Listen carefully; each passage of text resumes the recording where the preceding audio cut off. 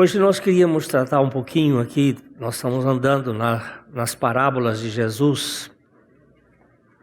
Um dia eu perguntei aqui, quantas são as parábolas de Jesus? Alguém já descobriu?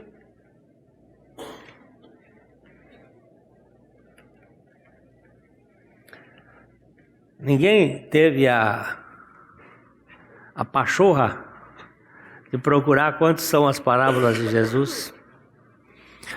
Vou continuar com a pergunta, né? Vocês vão achar alguns autores que dão um tanto, outros vão dar outros. Se você contar, vai ver que tem alguns porque eles observam certas palavras de Jesus que eles consideram como parábolas, mas tem umas que são realmente parabólicas. E aí dá para você contar. Essa parábola aqui é muito interessante, a parábola das minas. Eu não vou falar da parábola das minas, mas da parábola das minas. E hoje, mina é uma gíria, né? As minas. Mas o que Jesus queria contar com essa parábola? Jesus contou duas parábolas de aplicação prática para o viver cristão. Uma das parábolas era dos talentos, em que o Senhor deu a três servos distintos quantidades diferentes de talentos. E a outra, onde foram dadas as mesmas quantidades de minas a 10 servos. O número 10, ele é muito simbólico na Bíblia. Ele representa, de certo modo, a governabilidade de Deus no processo humano. Os 10 mandamentos, por exemplo. Também o máximo da música chegava a uma harpa de 10 cordas. Quando Abraão começa a orar pela cidade de Sodoma, ele começa com 50, aí vem para 45, aí vem para 40, aí vem para 30, se tiver 30 o Senhor vai destruir. Ele vem descendo perguntando, se tiver 50 o Senhor destrói? Deus diz não. Se tiver 45 o Senhor destrói? Não. Se tiver 30 o Senhor destrói? Não. Se tiver 20 o Senhor destrói? Não. Se tiver 10 o Senhor destrói? Não. E ele parou. Por quê? Porque o número 10, ele representa, de certo modo, a humanidade e a governabilidade. Por isso os 10 mandamentos, por exemplo, os 10 leprosos. Isso indica que a humanidade toda está leprosa. Então o número 10 é simbólico disto, da governabilidade para com a humanidade. E aqui nós temos 10 servos. E ele deu uma mina para cada servo. O talento era uma medida de peso de prata ou ouro que variava entre 35 a 45 quilos, dependendo de sua origem.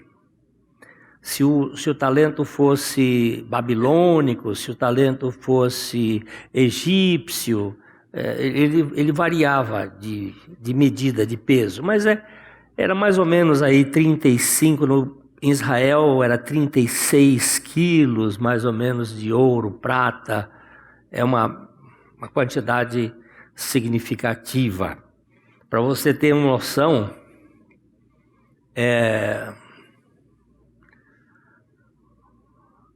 foram 100.000 talentos de ouro para construir o templo. Aí você multiplica isso. É 100.000, né? Para construir o templo. Pensa na quantidade de ouro que tinha no templo de Salomão. É ouro que não... E aí, se você for multiplicar isso por gramas e depois multiplicar isso por 174, o preço do grama, você me mostrou ontem, 174 o preço do grama, né? Um bocado de dinheiro, né? Enquanto a mina era uma medida equivalente a cerca de 1 quilo, ou 100 dracmas, ou 100 denários, pagamento de um trabalhador por mais de 3 meses. Na época, mas... Achou? Não achou, não? É ali em Reis. Hoje nós vamos abordar aqui a parábola das minas. Vamos ler juntos Lucas 19:11. Ouvindo eles estas coisas, Jesus propôs uma parábola, visto estar perto de Jerusalém, e lhes parecer que o reino de Deus havia de manifestar-se imediatamente. Como Jesus estava subindo de Jericó para Jerusalém, muitos dos seus seguidores pensavam que o reino de Deus iria começar a aparecer de imediato. Na parábola das 10 minas, Jesus os desilude disto. Jesus mostrou que haveria um intervalo entre o seu primeiro e o segundo advento, durante o qual seus discípulos deveriam estar ocupados em seu favor. Eles estavam achando que, quando Jesus se aproximava de Jerusalém naquela ocasião, Jerusalém está numa região alta e ele estava subindo de Jericó para Jerusalém, e aí eles, olha, agora o reino dele vai começar. Começaram a conversar sobre isso. Aí Jesus conta a parábola dizendo, não é assim não, esbarra aí um tiquinho, tem que ir mais devagar. Então, vamos ler juntos aqui os versos 12 e 13 de Lucas 19. Então disse: certo homem nobre partiu para uma terra distante, com o fim de tomar posse de um reino e voltar. Chamou 10 servos seus, confiou-lhes 10 minas e disse-lhes: negociai até que eu volte. Uma mina, portanto, tem 1 quilo, mais ou menos. 1 quilo de ouro vai dar mais ou menos 174...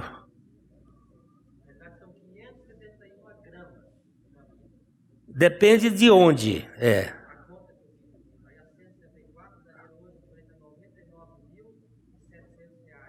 Ele está dizendo que na mina que ele pesquisou tem 55 gramas. Hein? 571 gramas. Então, dá mais ou menos 99 mil, 100 mil. Então, ele deu 100 mil para cada um. E disse: negocie. Pode negociar. E aí, quando eu voltar, nós acertamos as contas. A parábola deste nobre tinha um paralelo real com uma história de Arquelau, filho de Herodes o Grande, que foi escolhido para ser seu sucessor, mas foi rejeitado pelo povo. Então Arquelau foi até Roma a fim de ter sua nomeação confirmada e depois voltou. recompensando os seus servos e destruindo os seus inimigos. Este é o pano de fundo histórico. Jesus pegou aquele pano de fundo. Herodes o Grande foi o cara que construiu um bocado de coisa em Israel, palácios, aquedutos. Ele era um amante de si mesmo, ele era um psicopata, ele matou a Miriam, a esposa dele, a mãe do Arquelau. Ele era um cara, um déspota, mas um construtor de primeira qualidade. O BNDES não emprestava dinheiro para outros países, era só para Israel. Ele construía lá e construía bem construído, ele fazia umas construções monumentais.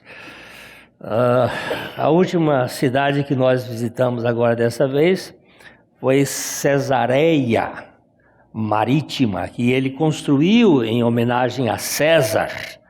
É uma belíssima cidade. Ele construiu um teatro aqui, maravilhoso, né? Quem esteve lá viu a beleza daquele teatro que cabia 30.000 pessoas sentadas na beira do mar Mediterrâneo. Quando ele morre, eles querem colocar Arquelau no lugar, mas ele não era fluxicheira também não. Foi um menino mal criado, e aí ele foi a Roma e pediu a proteção de Augusto. Augusto mandou ele de volta, mas o povo judeu depois pressionou e Augusto teve que tirar ele de novo e mandou ele para a Austrália, hoje a Austrália, e lá ele morreu exilado. Mas Jesus pegou o pano de fundo histórico. Assim como nós podemos pegar o pano de fundo histórico do Brasil, dos políticos brasileiros, e colocar isso dentro do contexto do caminhar da história do povo de Deus aqui no Brasil. Então, o Senhor disse que na parábola, o próprio Senhor o Senhor Jesus é o certo nobre, que vai ao céu para esperar o tempo em que retornaria e estabeleceria seu reino na terra. Os 10 servos tipificam seus discípulos, e ele deu a cada um deles uma mina, dizendo para fazerem negócios com essa mina até que ele volte. Trata-se de uma única realidade, o Evangelho da Graça, que vai ser diferente, por exemplo, na parábola dos talentos, que para um ele deu um tanto, para outros outro tanto, para outro tanto. O talento nós vamos estudar isso depois, uma outra ocasião. Mas aqui hoje é uma mina para cada mino. Então cada um vai receber uma. Embora haja certas diferenças entre a parábola dos talentos de Mateus 25, 14 a 30, há algumas coisas que elas têm em comum, como o privilégio de compartilhar o Evangelho e apresentar Cristo ao mundo, e o privilégio da oração. Sem dúvida, a mina fala disto, fala desta realidade espiritual, valor dela, uma coisa de valor, mas ela é uniforme para todos, ela é igual para todos. No verso 14 nós temos: mas os seus concidadãos o odiavam e enviaram após ele uma embaixada dizendo: não queremos que este reine sobre nós. Assim como o povo judeu odiava Arquelau, Jesus, pegando o pano de fundo, ele está dizendo: o povo vai odiar aquele senhor nobre, que era ele mesmo. Ele está falando que eles iam fazer tudo para persegui-lo. Os cidadãos representam aqui a nação judaica. Eles não apenas o rejeitaram, mas mesmo depois de sua morte, enviaram uma delegação após ele, dizendo: não queremos este homem para que reine sobre nós. A embaixada pode representar o tratamento dado aos servos de Cristo, como por exemplo Estevão e outros mártires. A igreja foi muito acossada e combatida pelos judeus no primeiro século da era cristã. Uma pessoa que sofreu demais com as perseguições judaicas foi Paulo. Paulo era um pregador que ele ia numa cidade, por exemplo, ele ia para a região da Galácia, lá na Turquia. Ele ia pregar, começava a pregar. Ele saía daquela cidadezinha, vinha uma enxurrada de judaizantes. O que eram judaizantes? Eram judeus que haviam entrado no cristianismo sem ter sido convertidos. Então ele trazia toda a sua bagagem judaica e queria que o cristianismo fosse o retorno aos ritos judaicos. Ele queria fazer com que aquelas coisas que foram sombra se tornassem realidade. A mesma coisa acontece isso hoje. Eu tenho visto como a festa dos tabernáculos, por exemplo, tem tido assim um privilégio muito grande na história dos evangélicos do Brasil.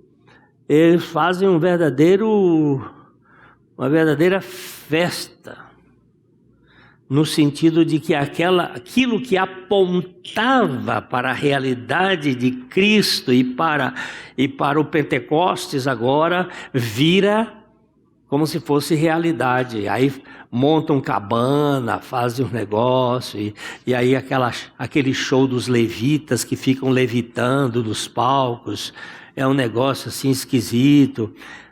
Gente, isso passou, nós temos a realidade hoje, a realidade é Cristo. O escritor aos Hebreus disse assim: olha, Deus falou muitas vezes, Deus falou de muitas maneiras aos nossos pais, falou pelos profetas, mas nesses últimos dias Ele nos falou pelo Filho, a quem constitui o herdeiro de todas as coisas. O Filho é a linguagem final e conclusiva de Deus ao seu povo. O que é que você está caçando mais? Quem tem o Filho tem tudo. Você lembra daquela história que eu já contei aqui?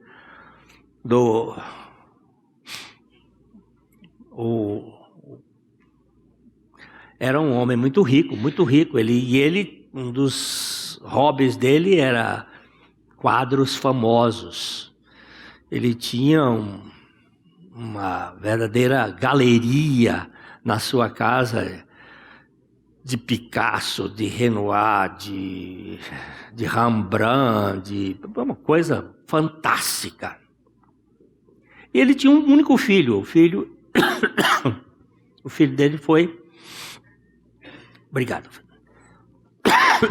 O filho dele foi para a guerra e lá na guerra ele tinha um amigo, eles eram muito amigos, e um dia lá a bala veio em cima do filho do homem e matou o rapaz. E o amigo era um soldado e ficou muito amigo do rapaz, pintou um quadro do filho, porque o filho mostrava muito amor pelo pai. E ele, quando voltou para Londres, ele chegou lá e contou que queria falar com aquele homem rico, mas era muito difícil. Mas ele conseguiu e deu um jeito e chegou lá e disse: olha, eu fui amigo do seu filho amava muito o senhor, e um dia, depois da morte dele, eu pintei esse quadro e eu queria fazer aqui uma homenagem ao senhor pelo filho que o senhor teve. O homem, muito comovido, e agradeceu muito, mandou fazer um quadro do filho e botou lá aquele quadro, entre aqueles pintores famosos. Passado um tempo, o homem morreu. E aí, não tinha herdeiro, tem que ser feito um leilão. Ele tinha designado que era para fazer um leilão e o dinheiro ser distribuído para finalidades filantrópicas. E ele então foi feita uma convocação e foram os marchands do mundo inteiro lá para Londres para comprar as obras e aquilo revender, porque aquilo vale milhões e milhões. Então, abre o testamento. Primeiro quadro a ser vendido, o filho. Quadro do filho. Pois lá, quem é que quer quadro de um pintor que nem é pintor, foi um amigo que fez um quadrinho, um negócio, ninguém quer saber daquilo, e aí o leiloeiro insiste, ninguém quer dar nada, de repente um cara lá atrás disse assim, dou 100 libras. Quem dá mais, quem dá mais, quem dá mais? Ninguém. Pá! Vendido. Vamos em seguida. Quem comprou o quadro do filho tem todos os quadros para si.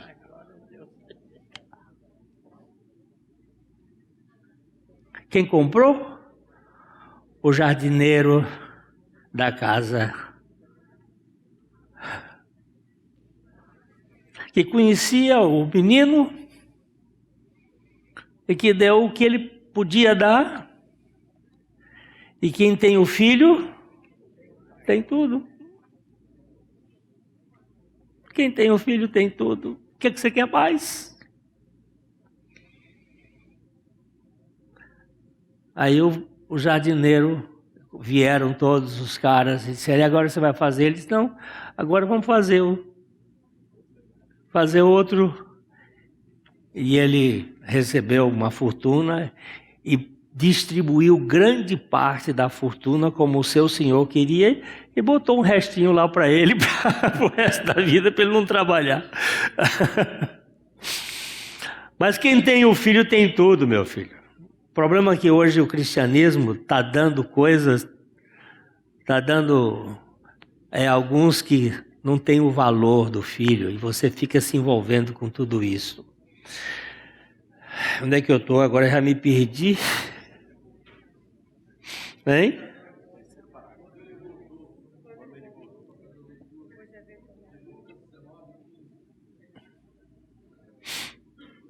Deixa eu me concentrar aqui. Quando ele voltou, vamos ler.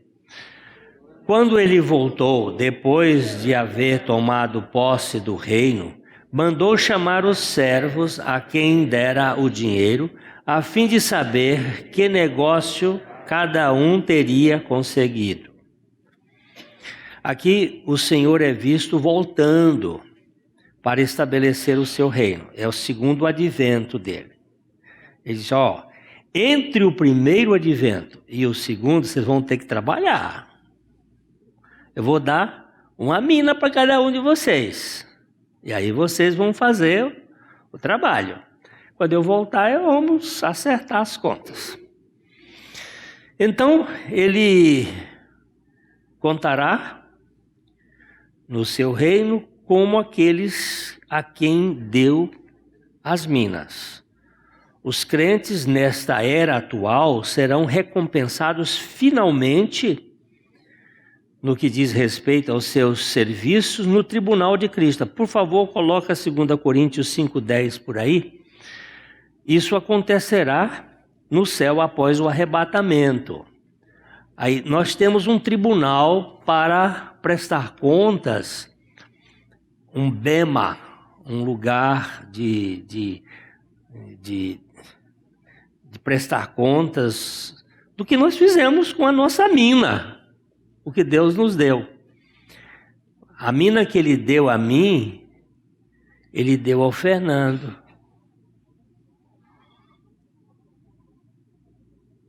Ele deu a você. Cada um tem a mina. Cada um tem o evangelho. E nós vamos fazer o que com esse evangelho? Ficar só com ele para nós? Então ele diz assim, porque importa que todos nós compareçamos perante o tribunal de Cristo, para que cada um receba segundo o bem ou o mal que tiver feito por meio do corpo. Ele está falando para crentes aqui. Eu não posso ser julgado pelos meus pecados, porque eu já fui julgado e condenado à morte lá na cruz do Calvário. Nenhuma condenação há para os que estão em Cristo Jesus, mas eu posso ser cobrado ou requerido porque eu tive oportunidades. Eu vi essa semana uma estatística do Instituto Haggai, em que ele mostra ali naquela estatística números bem assustadores para a gente entender. 1,1% de pessoas que foi salva, eles fazem por meio, você tem ele aí? Por meio de, esse não é evangelismo não, 1% das pessoas foram evangelizadas, que chegaram a uma conversão, 1% foi através de programa de TV. Aquilo que nós estamos fazendo só vai alcançar 1%.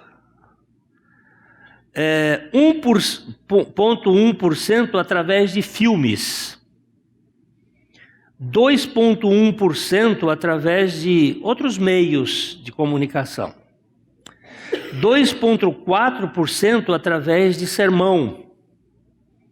Quer dizer, o pregador pregando, ele pode alcançar até 2,4% das pessoas. 2,9% através de programas de rádio. Programa de rádio atinge mais do que programa de TV. 2,9% através de trabalho pastoral. O trabalho pastoral só atinge 2,9%. 3% através de distribuição de literatura e Bíblia. 4% através de cruzadas evangelísticas. 29,9% através de amigos. 49,7% através de parentes. O evangelho dentro de casa. O evangelho vivido. Então, se você somar aqui 49,7% com 29%, dá quase 80%. É relacionamento. É o evangelho transmitido no dia a dia. E 20% na estrutura que a gente usa aqui e tal. Não é que a gente vai desprezar a televisão. É que a gente precisa investir mais no relacionamento. Ontem eu estava falando com alguns irmãos sobre isso. Nós precisamos treinar e equipar as pessoas a pregar o evangelho. Porque às vezes nós metemos os pés pelas mãos. A boca não sabe dizer as coisas e fala bobagem, que é uma coisa tremenda. Você quer ver uma pessoa, uma moça, uma senhora, foi para a igreja, estava indo bem lá na igreja, mas o marido, um homem muito rico, ele tinha reservas e ele vê pastor como aproveitador, e ele tem razões, e vê as coisas assim meio... Mas a esposa convidou lá da sua célula, uma pessoa líder na sua célula, para ir jantar na casa dela. E o cara chegou lá, começaram a conversar. Uma das conversas que o outro disse é a seguinte: Jesus disse que era mais fácil entrar um camelo pelo fundo da agulha do que um rico entrar no reino dos céus. Pronto. Acabou com o homem. O homem não quer nem ver.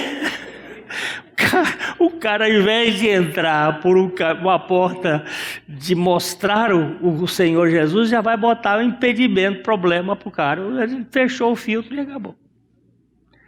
Eu estou dando um exemplo, mas isso acontece nos hospitais, isso acontece nos relacionamentos, a pessoa mete os pés pelas mãos. Olha, eu vou falar muito tempo hoje aqui, pelo jeito, né?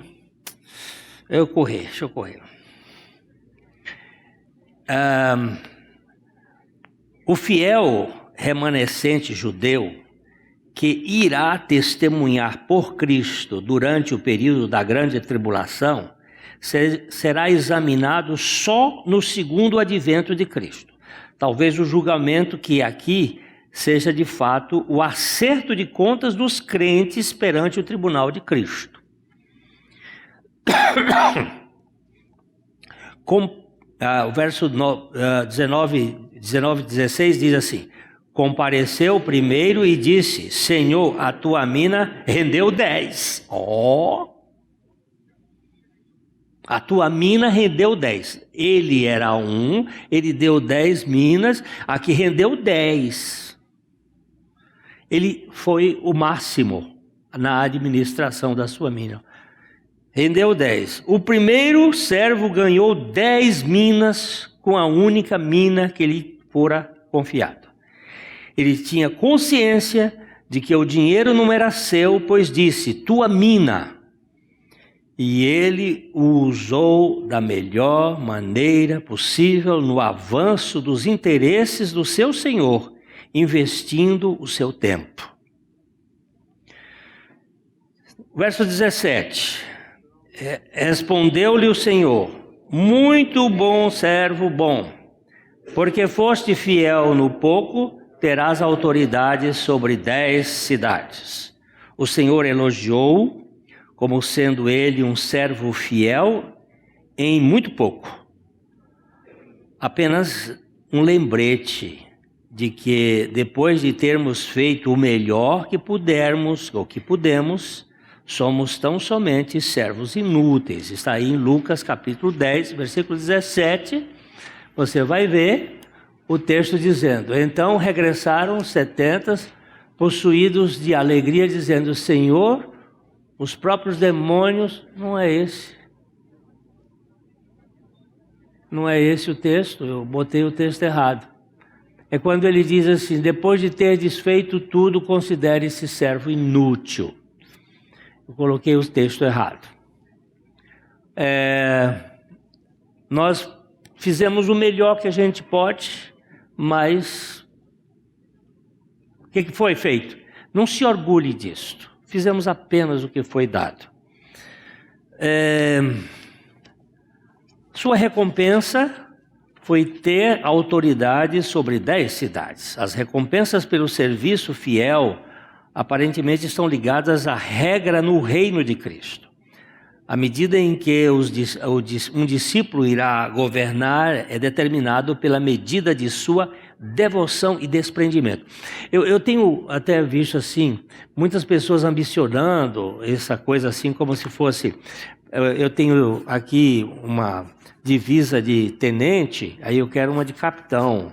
Eu tenho uma de capitão e eu quero uma de major.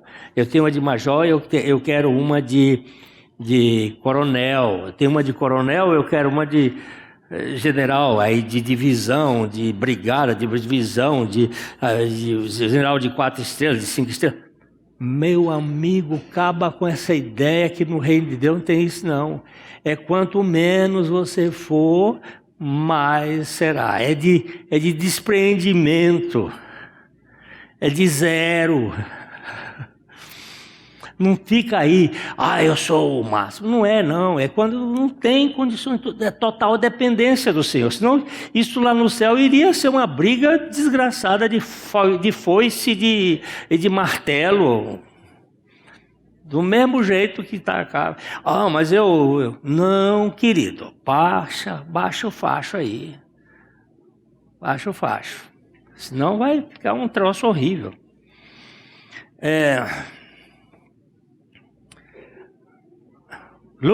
Lucas 19, 18 e 19 diz: veio o segundo dizendo: Senhor, a tua mina rendeu 5. A esse disse: terás autoridade sobre 5 cidades.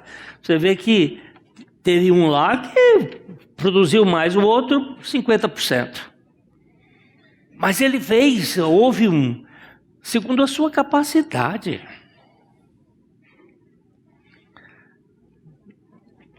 Deus não fez todas as árvores do bosque, da floresta, com a mesma potencialidade. Tem umas que crescem mais, outras são mais bichuruquinha, mas elas são todas importantes ali, né? Nós temos que entender isso.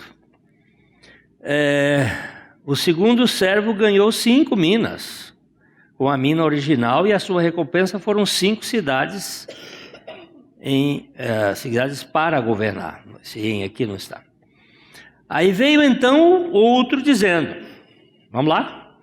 Eis aqui, Senhor, a tua mina, que eu guardei embrulhada num lenço, pois tive medo de ti, que és homem rigoroso, tiras o que não puseste e ceifas onde não semeaste. Ô cara safado, sem vergonha. Preguiçoso é assim, sempre acha defeito, né? Olha o que ele vai dizendo. Eu até embrulhei num lenço aqui a mina. Tá bem, até que pode ter sido um lenço de veludo, sei lá como é, de seda. Tá aqui a mina. Sabe por quê? Eu tive medo de ti. Por que você teve medo? Porque o senhor é um homem severo, um homem rigoroso.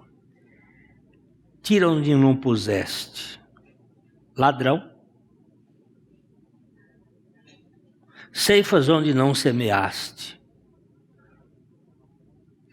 Que cara mais...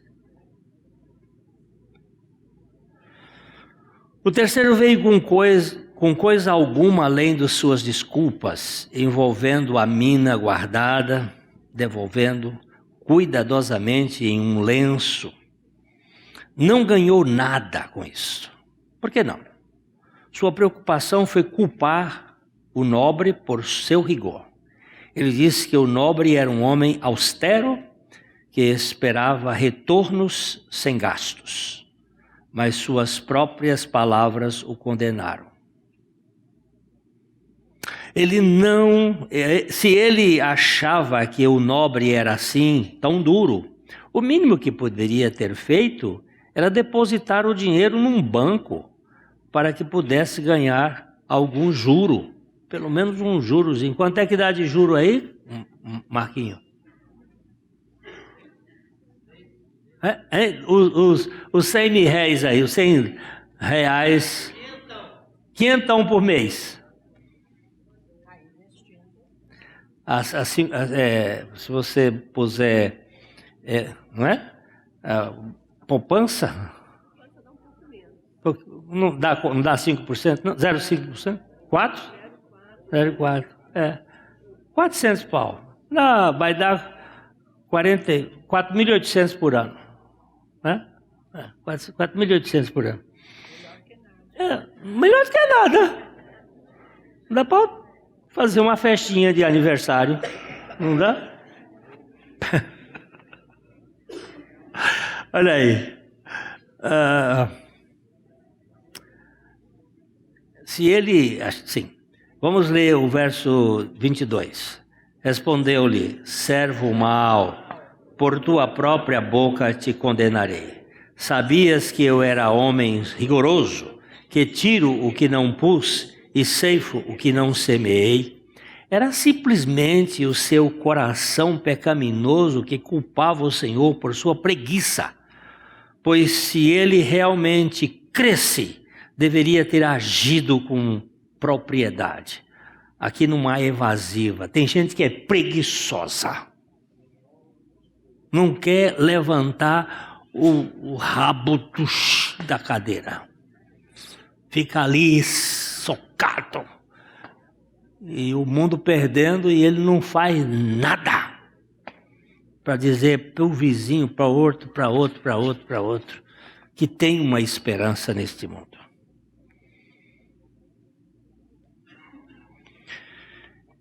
A questão é, vamos ler Lucas 19, 23. Por que não puseste meu dinheiro no banco? E então, na minha vinda, o receberia com juros. Jesus está colocando isso.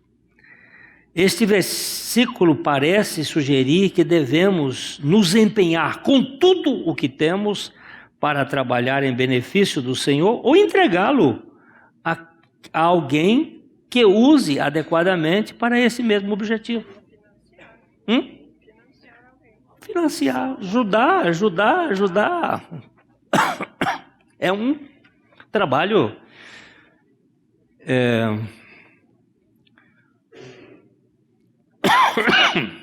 24 a 26, e disse aos que o assistiam: tirai-lhe a mina e dai ao que tem as 10.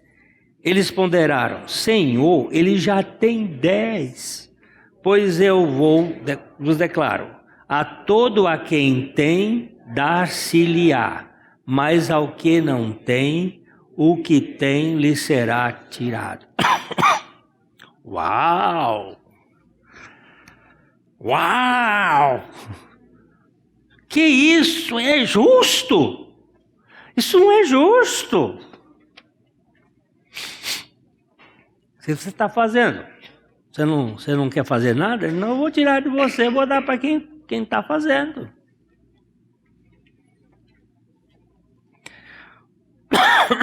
Estou aqui devagarzinho por causa da garganta. O veredito do nobre sobre o terceiro servo era tirar a mina dele e entregá-la ao que ganhou 10 minas.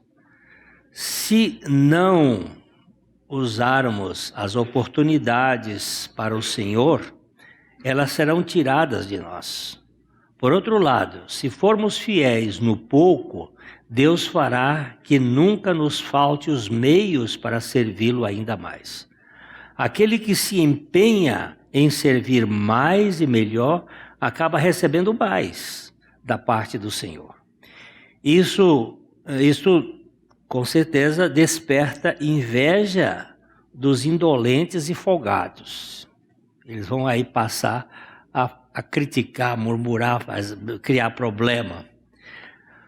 Pode parecer injusto para alguns que a mina tenha sido dada ao homem que já tinha 10, mas é um princípio fixo na vida espiritual, que aqueles que o amam e o servem apaixonadamente recebem áreas de oportunidades cada vez mais amplas.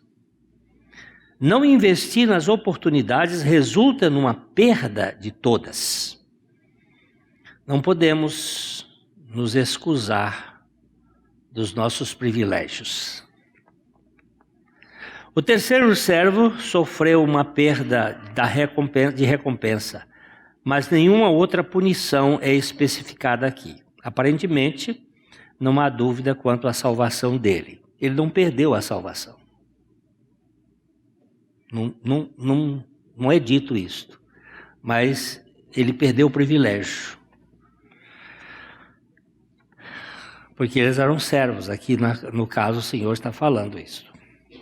Obviamente, ele não falou dos outros 7, porque aqui são as 3 atitudes que vão acontecer. Aqueles que produzem mais, aqueles que produzem menos segundo as suas próprias forças, e aqueles que não produzem nada. Por que não produzem nada? Ele não procurou mostrar aí o 4º, 5º, 6º, 7º. Ele simplesmente parou nas oportunidades que cada um aproveita. O terceiro servo sofreu uma perda da recompensa, mas nenhuma outra. Sim. Obviamente Jesus tem uma referência aqui ao seu povo e aos seus discípulos, a quem ele deixa como certos dons e responsabilidades que eles devem usar bem, para que quando ele voltar, encontre os seus servos frutíferos. Mas também há o julgamento do seu povo, que é o povo judeu, que não o recebeu como Messias. Esse julgamento está no último verso, que nós vamos ver aqui, o verso 27. Quando, porém, a esses meus inimigos que não queiram que eu reinasse sobre eles, trazei-os aqui e executai-os na minha presença. O meu entendimento é que na grande tribulação o judeu vai passar por um grande julgamento de Deus por causa da rejeição que este povo teve ao Senhor. É um ponto de vista que eu acho bem considerável. A grande tribulação é especialmente voltada para o povo judeu. Os cidadãos que não queriam o nobre como seu governante são denunciados como inimigos e condenados à morte. Esta foi uma triste previsão do destino da nação que rejeitou o Senhor Jesus Cristo como Messias. A parábola termina assim: aqueles inimigos que não queriam que eu fosse um rei sobre eles, traga-os para cá e mate-os na minha frente. Isso parece tão fora do caráter e do ensinamento de Jesus. Mas, ocasionalmente, advertiu o seu povo que, no momento do seu segundo advento, todo joelho se curvaria diante dele. Uns se curvariam diante dele de bom grado, mas aqueles que permanecessem hostis também se ajoelhariam, pois nos é dito que o Messias virá com vara de ferro e dobrará os joelhos daqueles que o desprezam.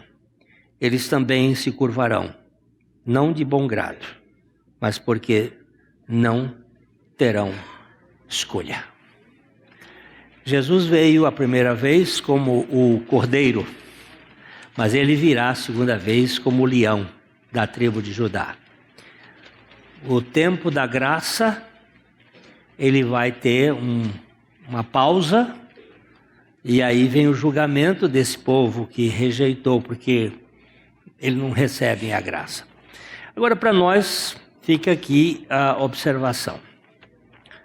Você tem uma mina. Eu tenho uma mina. O que nós estamos fazendo com aquilo que o Senhor nos deu? Então, a nossa proposta aqui é de reflexão. Senhor, não nos permita enrolá-la num lenço e apresentar as desculpas indesculpáveis, mas dá-nos a ousadia e a graça de testemunhar do teu evangelho a um maior número de pessoas possível. Esta boca que eu tenho aqui pode ser a boca do Senhor. Estas mãos podem ser as mãos do Senhor. Só para terminar com o Watchman Nee.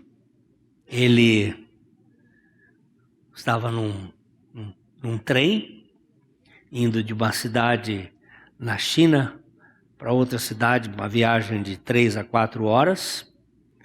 Entraram no mesmo vagão, no mesmo camarote ali, 3 homens. Começaram a conversar, olharam para o Watchman Nee e disseram assim: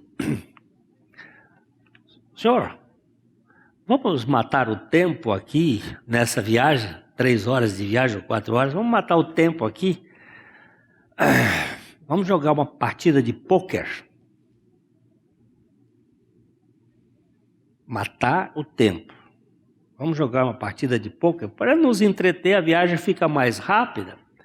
Aí o Watchman Nee disse, o Watchman Nee era um pregador chinês que foi preso por Mao Tse Tung no ano de 1952 e solto no ano de 1972. Ele ficou 20 anos na cadeia e depois que ele foi solto, ele viveu mais 3 ou 4 anos e o Senhor o levou. Mas é um homem que deixou algumas lições muito preciosas. Alguns livros que ele escreveu muito bons. Há uns outros que foram alunos dele que copiaram e acabaram botando o nome dele, mas a gente precisa filtrar. Mas o Watchman ele disse, felizmente eu não posso, porque eu não tenho mãos. E os homens ficaram olhando para ele, porque ele tinha um par de mãos, estavam ali as mãos, e o homem disse, mas como não tem mãos? E aí você vê como é que se sabe remir o tempo, não gastar o tempo.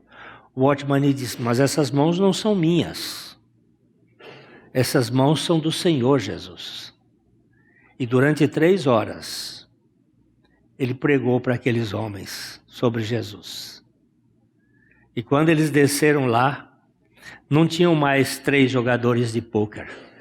Tinham 4 discípulos de Jesus, porque os homens receberam a Cristo. Então você e eu somos a boca, as mãos, os pés do Senhor. Que o Senhor nos dê essa consciência e que Ele nos mova a sermos esses instrumentos. Nossa vizinhança, nas nossas viagens, Senhor, usa-nos para falar do Teu Evangelho. Amém? Nós te damos graças, Pai, porque o Senhor não desiste de nós. Ainda que nós sejamos tão recalcitrantes e tão difíceis de nos dobrarmos, eu rogo ao Senhor que na Tua misericórdia nos converta o coração a Ti e nos tornes pessoas dependentes de Ti para vivermos para a Tua glória. Nós rogamos por cada irmão aqui, por todos aqueles que pela internet têm ouvido a palavra hoje e por esta palavra que há de ser ouvida em outros dias, que o Senhor toque em cada coração, para que não sejamos como o terceiro que escondeu a sua mina, mas que, como o primeiro ou o segundo, nós tenhamos condições de multiplicar aquilo que o Senhor nos deu em Cristo Jesus para mais gente. Eu te peço isso no nome do Senhor Jesus, para a glória do Senhor Jesus. Amém. A Livraria PIB Londrina procura selecionar cuidadosamente seus títulos e autores a fim de oferecer um conteúdo alinhado com o Evangelho de Jesus Cristo. Bíblias, livros de teologia, devocionais, literatura infantil, biografias, comentários bíblicos e muito mais. Dispomos também de um acervo de CDs e DVDs das mais de 5.000 mensagens ministradas na Primeira Igreja Batista em Londrina. Visite a Livraria PIB Londrina e conheça ainda mais. Livraria PIB Londrina, de segunda a sexta, das 13h30 às 18h. Endereço na Avenida Paraná, 76A, próximo ao Calçadão, bem no centro de Londrina. Ligue para 3372-8921 ou acesse o site www.livrariapiblondrina.com.br.